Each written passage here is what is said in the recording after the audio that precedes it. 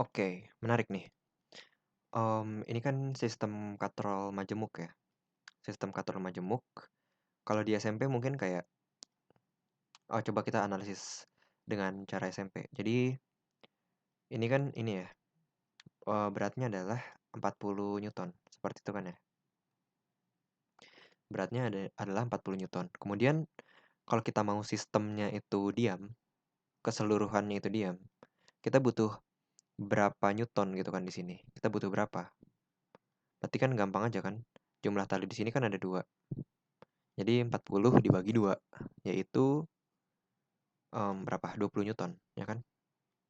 Kita butuh gaya di sini 20 Newton agar sistemnya diam. Nah, M1 ini beratnya kan 30 Newton ya. M1 ini kan beratnya 30 Newton. Sehingga apa yang terjadi? Ya berarti nanti percepatan di bagian satu ini, percepatannya itu akan turun kan, sebesar A1. Kemudian apa? Sistem 2 ini, sistem 2, itu akan naik dengan percepatan A2. Gitu kan ya. Dimana kalau kita analisis, di sini kan cuma ada satu tali, ya kan? Satu tali aja. Kemudian di sistem kedua, itu ada 2 tali, ya kan ya? Sehingga apa? Sehingga kecepatan turun dari V1, kecepatan turun dari V1 itu besarnya akan 2 kali lebih cepat dari kecepatan naik V2. By logic kan seperti itu ya. Logikanya seperti itu. Nah, ini juga berlaku untuk percepatan. A1 sama dengan 2 dikali A2. Gitu ya. Ya udah, coba kita analisis diagram gayanya ya. Ini kan ada T1, T1 juga. Kemudian di sini ada T2, di sini ada T2. Seperti ini ya. Sorry, warna kuning aja deh.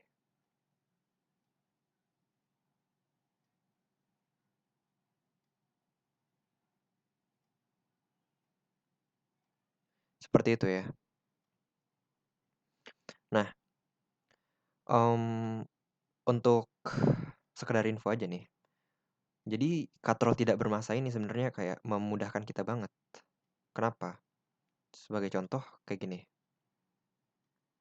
Misalkan di sini T1, di sini T2. Nah, kalau kita analisis dinamika rotasinya, sigma tau sama dengan I kali A. Gitu kan ya.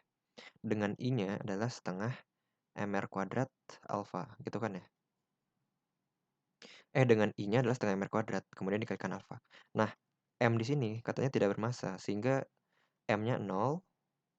Padahal sigma tau di sini nilainya kan T1 dikurang T2 dikali R. Gitu kan ya. Nah, R di sini itu kan nggak mungkin 0 ya. Sehingga apa yang menyebabkan ekspresi di sini 0? Yaitu harus T1 sama dengan T2. Jadi gaya di sini itu harus sama dengan gaya di sini. Seperti itu. Gitu ya. Dan itu cukup dan sangat memudahkan kita sih. Ya udah. Sekarang kita udah punya ide besar. Ide besarnya adalah kita hanya pakai sigma F sama dengan M kali A. Gitu ya.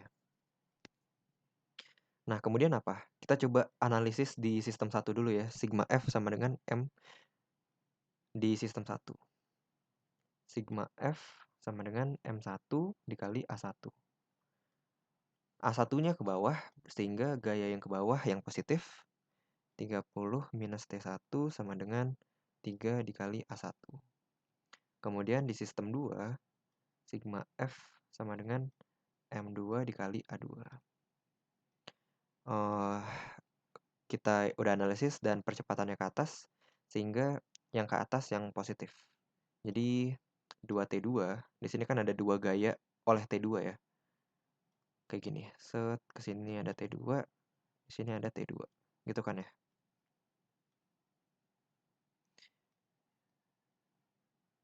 Gitu.